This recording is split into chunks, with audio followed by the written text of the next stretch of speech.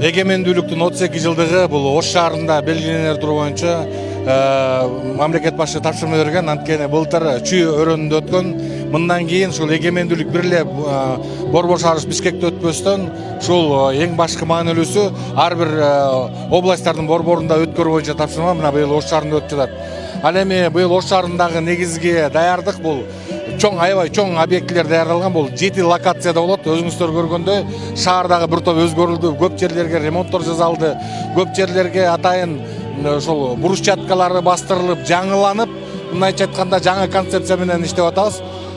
Чоң өтө турган жерлери бул 7 локациядан болот. Бул желек сабы сайыла турган бул Сулайман тобу музейинин астындагы жерге флагшток коюлуп, ошол жерден эртең менен саат 10дон баштап иш-чаралардын баары өтмөкчү. Анан стадиондо бул могул площадьтын эки тарабында бул 7 областтан жана 2 шаардан келген конкурска катышуучулардын иш-чаралары өтмөкчү. Ал эми ушул азыркы көрүп жаткан борбор аянтчабызда эң негизгиси эртең менен башталат дагы. Кечки 9да биздин мамлекет башы президентибиздин катышуусунда 9дан 10га чейинки чоң деңгээлдеги бизде Кыргызстанда жок техникаларды Ош шаарында биринчи жолу болот мындай. Анткени биз көчмөндөр оюндарында колдонобуз ошондой техниканы азыр Ош шаарында алып аябай чоң деңгээлде. Мына могул имараттын бети толо экран болот.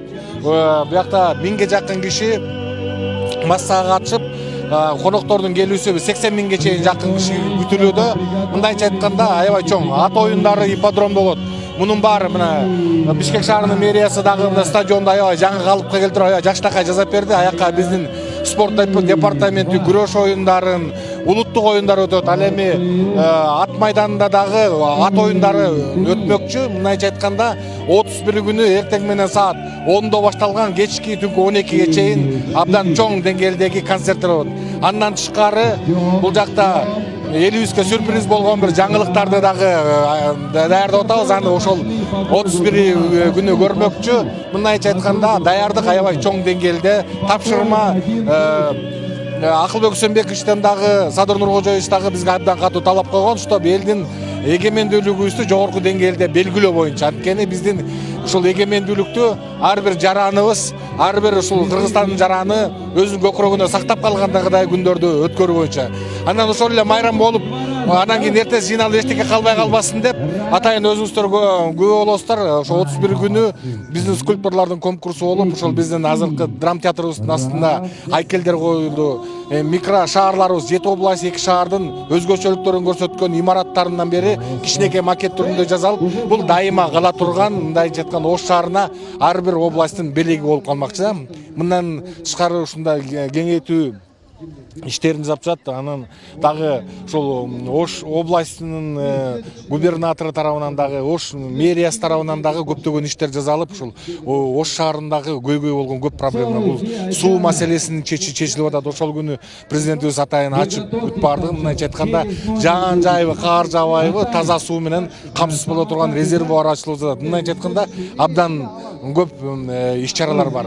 Ал ошонун бири эң аягында ушу эртеден бери саат 10дон баштап 7ге чейин, кечки 19:00га чейин болуп, 19:00дон баштап ушул жерде чогулуп, 9дан 21:00дон 22:00га чейин биздин президентибиздин катышуусунда. Андан кийин эл үчүн атайын даярдалган Кыргызстандын жылдыздары менен даярдалган 2 сааттык дагы эл үчүн концерт болот. Ал өзгөчө концерт болот.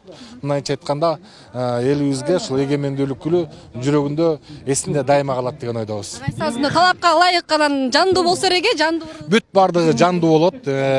Анткени могул техникалардын баары Санкт-Петербургдан, Казакстандан, анан Кыргызстандан алынып келилген. Ошол жандуу үнгө дагы, көркөмдүк жагына дагы жооп бере турган техника. Ошон үчүн биз жандуу ырдайла тургандыгын, андан тышкары программанын ичинде бул Кыргызстандын ичинде тренд болуп аткан, аябай жогорку деңгээлде бааланып аткан ырларды тандап алып, анын көркөмдүк жагын ошол Санкт-Петербург менен бирге иштешип, ошону ошол чоң экран менен байланыштыра турган болдук. Экрандын чоңдугу туурасы 102 метр, бийиктиги 14 метрди имараттын бетине чагылдырылат да.